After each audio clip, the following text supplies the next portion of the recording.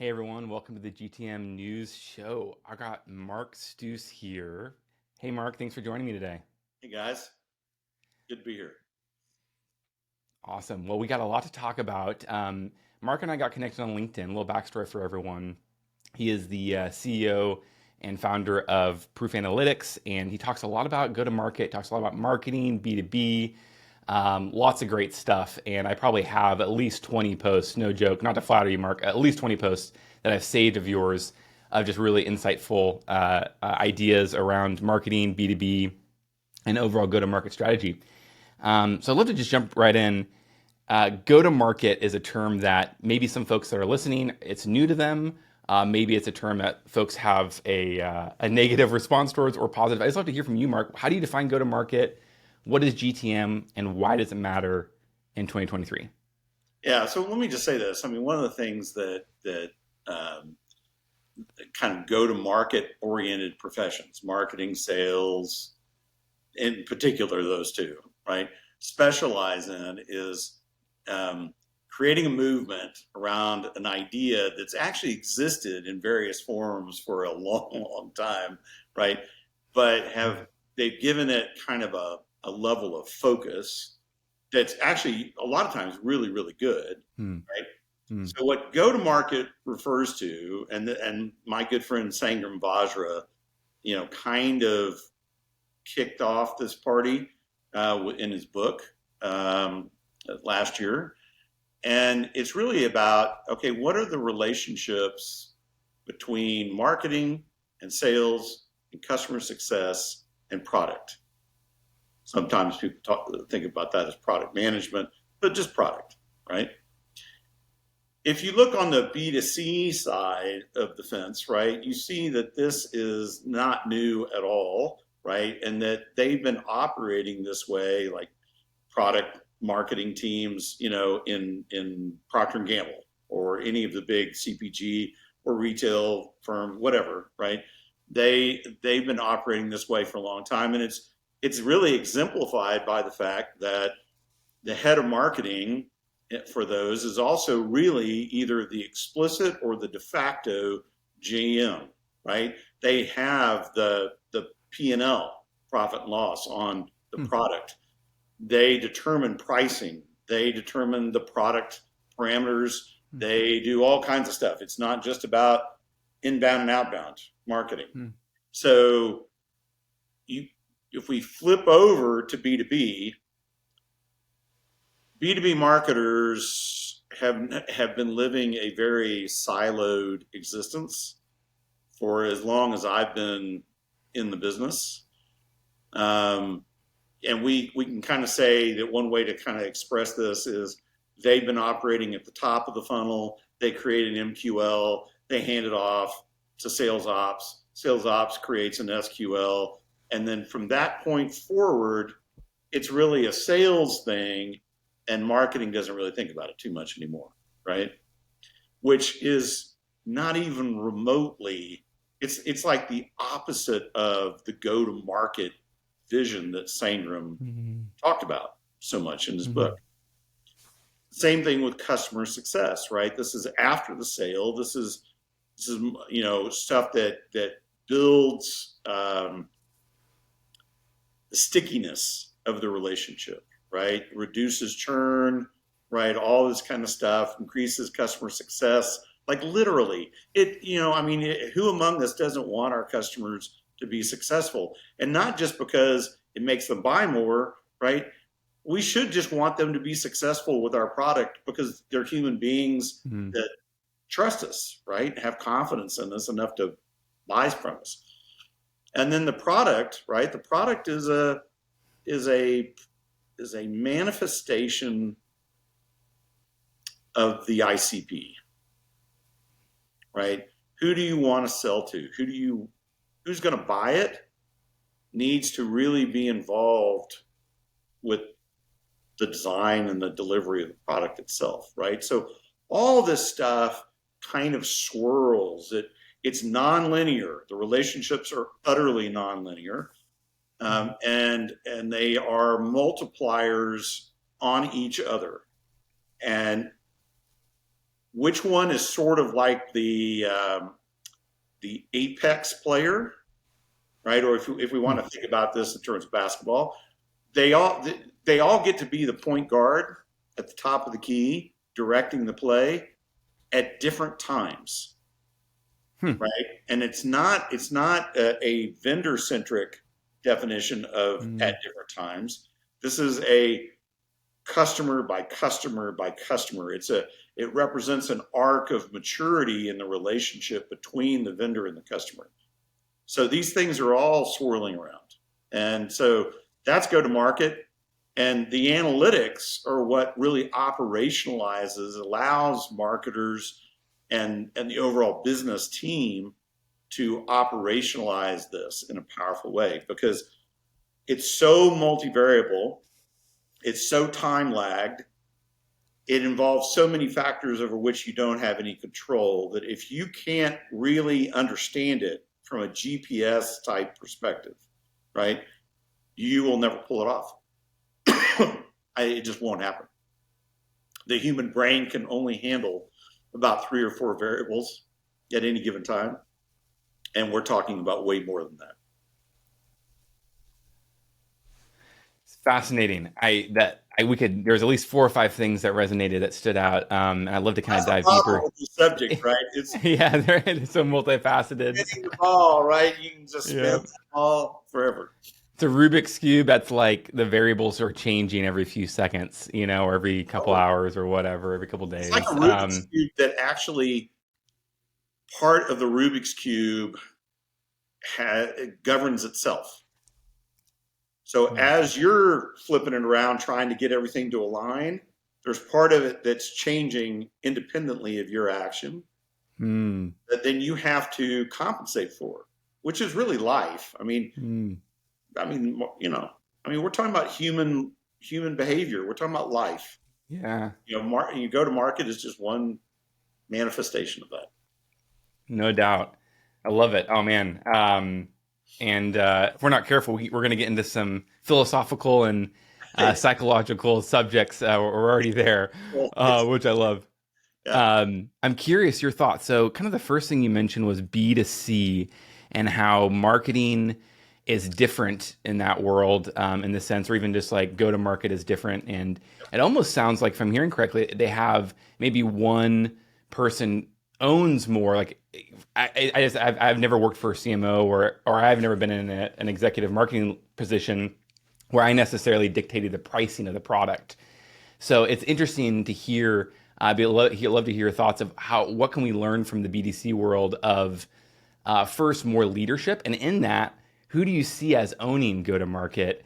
Because it sounds like in the B2B world, it's like, a lot of people are owning it, which means maybe no one's owning it, and I've Yeah. seen that, right? And I think we've hinted at that a couple of different situations. So this big picture, love to hear your thoughts on what can we learn from B2C, or how can B2B, is it the CEO that owns it? Is it CMO, is CRO, CCO? I've seen a lot of these, So titles. I think one of the most really interesting things to observe about this on the B2C side, in very mature, very sophisticated organizations, Procter and Gamble is an archetype, but there's many others, right? Um, Marketers are business people who happen to specialize in marketing. Hmm. So they are very T-shaped, to use an HR term, right? In their perspective. And we think, stereotypically, we think of B2C marketers as all about the creative. Hmm. And they actually really are. At one level, they do creative probably better than anybody, Hmm. at least in the for-profit kind of way, right? But the amount of data and analytics and research that they use to inform their creative is immense. Hmm. The fact that they use and have used for decades marketing mix modeling to really not only understand the interlocks in the overall go to market, right? Which for them are very complex. Mm, But to optimize, to keep optimizing and re-optimizing what they're doing in the mm, context of what is going on around them, that right there provides the underpinnings for their ability to have the P&L, right? And to say, okay, we need to shift pricing, for example, right? Whether that's a temporary discount or a special, or we're just going to completely restructure our pricing on this particular product, or whatever they think is necessary. None of that is just ad hoc. It mm. is incredibly informed from a business perspective, not just from a marketing or even a go-to-market perspective. I mean, the wrapper that they put around go-to-market is business. Hmm. I mean, Hmm. it's inseparable. Um, Whereas in B2B, it's been separated Hmm. for much too long. Just the separation between marketing and sales is, at the risk of offending both marketing people and sales leaders, it's a farce, right? Hmm. It And so it's one. So for example, the number of B2B marketing people that I've met that I know that really understand that marketing is a non-linear multiplier of the performance of linear functions like sales. Sales is a linear function. Marketing is a non-linear function. I mean, and that time lag exists between Mm, when they do stuff, when marketers launch mm, campaigns, and the impact of those campaigns. mm. It's like that's a mind blower for a lot of them. But when they really come to grips with it, it opens up a lot of windows of understanding that they can't. It's kind of like once you see something, you can't really unsee it. Mhm. Once you learn something like once you really grasp the fact that time lag is a huge factor that makes it really hard for people to understand the value relationship between this and that, right? And that, but that there's a way to calculate it, and it's mainstream data science. This is not something that somebody recently came up with. That gets people's attention. Fascinating. I love it. Can you dive a little bit deeper into nonlinear versus linear thinking as it relates to marketing and sales? Sure. So nonlinear is the idea of nonlinearity is a really super fancy, very accurate, but fancy word for leverage. So let me start with the sales side, and that is usually the easier thing to grasp here. So if you are a sales leader and you've got 50 salespeople working for you, and you've got X quota, and all of a sudden the business comes to you and says, well, we're increasing your quota by 100%. Most sales leaders, somewhat correctly, right, will say, well, then I need to basically almost double the size of my sales force. And probably more than that, actually, because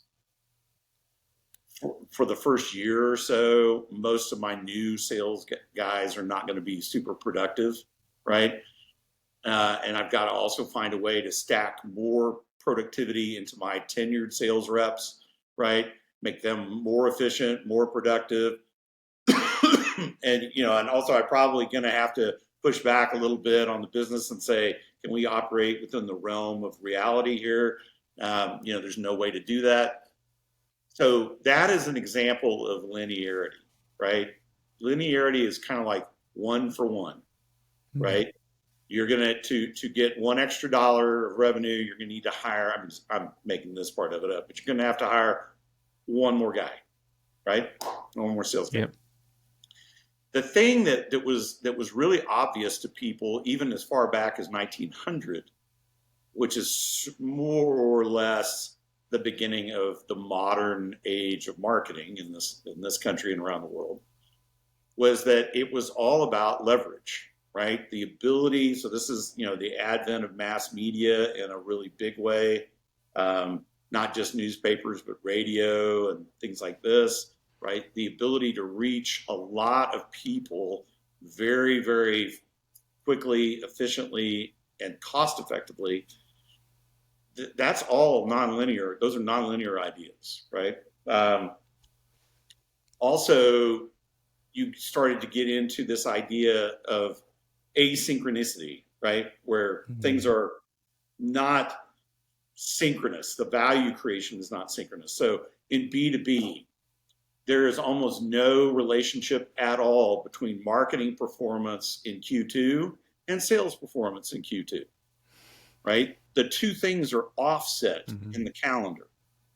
So sales performance in Q2 was magnified, or not, as the case may be, right, by marketing investments that probably, I mean, if we just kind of make some general assumptions based on norms and things like that, happened anywhere from 3 to 6 quarters earlier, right?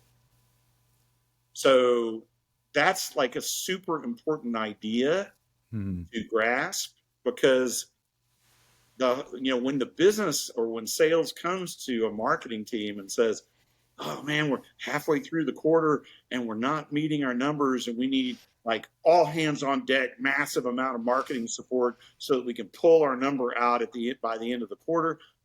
That is just a fantasy. That is not the way it operates at all in 99% of B2B. Fascinating.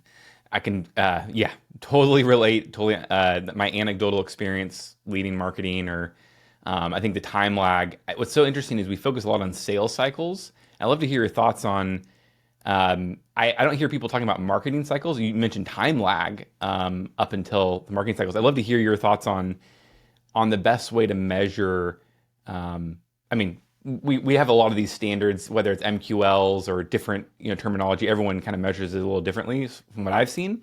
Love to hear your thoughts on sales cycles versus marketing cycles. What are some either terms we can use, number one, and then you just mentioned 3 to 5 quarters, right, or 3 to 6 quarters, if I'm remembering correctly, later that marketing will impact pipeline and revenue.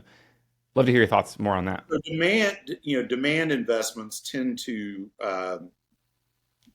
let's use the idea of metabolize, right? They tend to metabolize faster than brand. And yet also, just like sugar in your body burns up real fast, right? So it's going to hit your bloodstream. You're going to get a zip in your step, right? And an hour later, you're going to crash from that. Brand is more like protein. It's going to sit in your stomach for a lot longer. It's going to take a while to metabolize, but its effects are also going to hang around a lot longer, right? So the idea of a half-life of something is more significant. And so you have to be able to, like anything, right, including your diet, this is about a maintaining a proper mix, right? Not only in absolute percentage terms, like how much carbohydrate versus protein is in your stomach at any given moment, right? But also, managing across time and space. So this is actually something that runners really, really get to in a big way, and they start eating a certain way leading up to a race. Okay, because they're having to manage their intake in the context of what they are going to need at different times during the race. This is particularly true for like a marathon, right? So, and B2B, by the way, without any doubt, I mean, we can all argue different analogies and everything, but I don't think anybody's going to argue the fact that B2B go to market is a marathon. Mm, It is not a sprint. And mm, yet we treat it a lot of times as a sprint mm, because we define marketing impact so narrowly. So, mm, we say, okay, we are focusing at the top of the funnel, MQLs, job done, on to more MQLs, right? And when marketers do that, so what we know analytically from that is they're literally walking away from 90% of the value that they're creating. In other words, neither they nor the business will ever come to grips with the fact that they have created all of this value, all this positive impact downstream in the funnel. mm, And so they're talking about cutting off your nose to spite your own face, right? mm, they I mean, I think that one of the biggest jokes, dark jokes, but joke nonetheless, in this whole area that we're discussing is the idea that somehow there's any question at all about marketing ROI because it is nonlinear by definition, because it accomplishes so many things simultaneously with the same money, right? There's maybe two other things in the average corporation that behave in a similar way. One mm, happens to be enterprise IT. mm, The other one is talent. mm, So, but everything else is linear, right? mm, There's no leverage in it at all. You're just, but you get tons of leverage out of talent and you mm. get tons of leverage out of enterprise IT. That's the whole idea behind software in a nutshell is Fascinating. nonlinear leverage. Oh, thank you. That's so helpful. And I love that analogy about even going back to what you're talking about as far as like the marathon, the race, and then even the breaking down marketing into the demand, creating demand or demand gen could be like fast sugar, right? Getting, having those carbs, but then brand more like the protein, and that's something that's yeah, probably even more non linear, right? Versus even demand gen. And far more. Um, yeah, I so mean, one of the interesting. reasons why executives hate brand so much Yeah. is that it looks like dead money to them Mm, because nobody has ever shown them a computed forecast of how long it's going to take for these brand mm, investments to actually begin to have an effect. mm, And the effect that they have, for the most part, is downstream in the funnel mm, around the size of deals and the speed of deals is a function of brand. mm, It's a function of confidence and trust, mm, which is really what brand is, right? You add in awareness to confidence and trust, you've got brand. These are three main psychographics that the researchers tell us that drive decision making, right? And as the real and perceived risk goes up, the importance of awareness, confidence, and trust really goes up. mm, And if you think about, the average enterprise B2B deal, huge risk, a lot of money. Consequences of failure can be immense for the people making the decision. And so, what are they doing right now? They're taking even longer to mm. figure out if this is a safe bet, right? And that's a function of confidence and trust, right? Yeah, and building that long game, building that relationship. Yeah. And I always think of marketing as almost like and measuring marketing is almost like the wind. It's like you can see the effects of it, but it's hard to see it, right? It's hard to even like, or even, it's not a perfect analogy, but you can see the effects of it more than you can actually see it in some ways. Like brand is a great example of that, where you don't really you can see the effects of brand, but it's hard to actually know what brand is. It's more of a nuance. Like brand is could be a bunch of people's opinions of you, right? And then some. We only have a couple minutes left. I'd love to I'll hear say this, just. Oh, go ahead. Yeah. it's a lot more like climate change, Mm. right?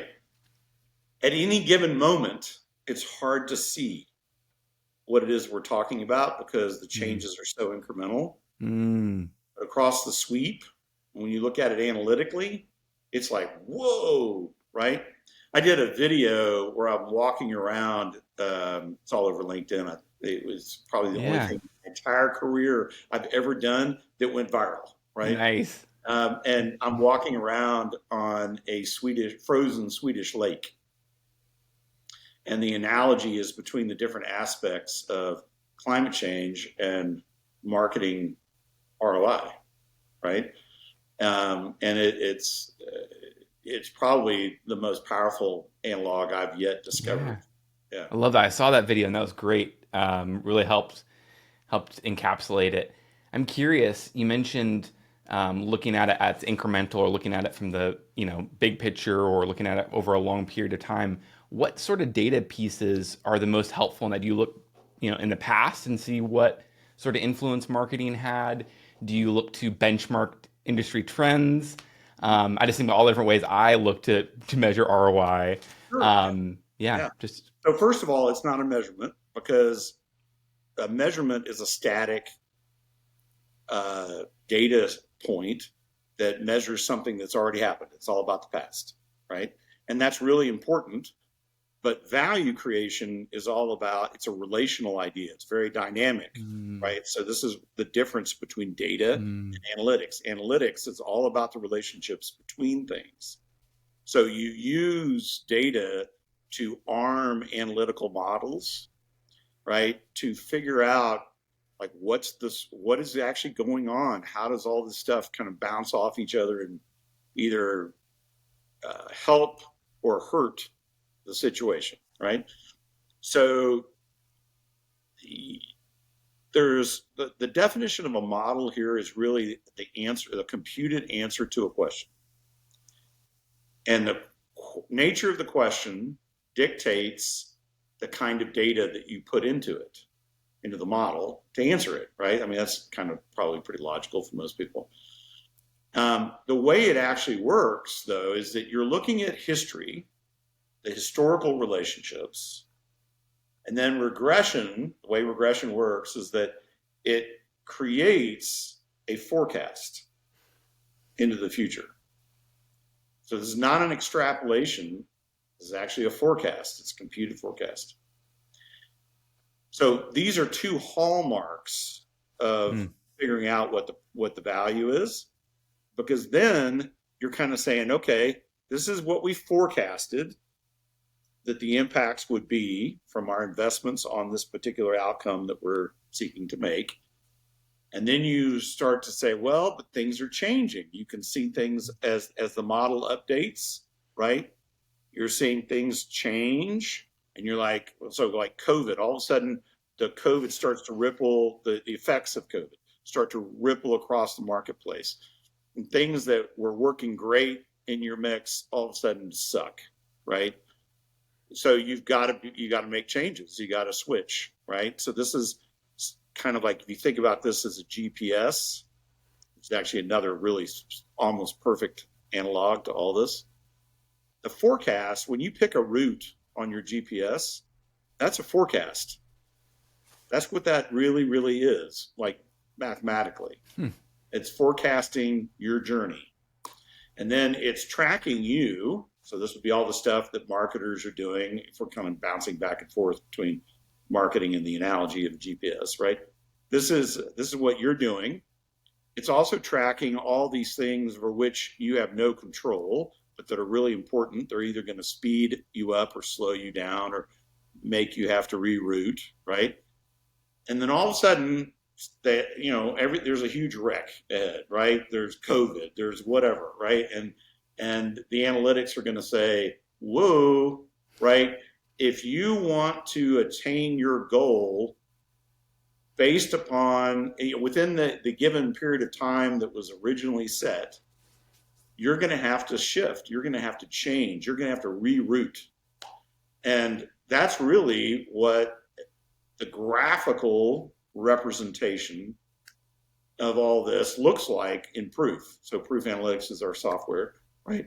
And so each question, each modeled question has a GPS that helps you Mm. decide what you need to do next, right? And that is it's really the essence of it. Because if you don't know what the effects are of the things you don't control, how are you going to adjust the stuff that you do control?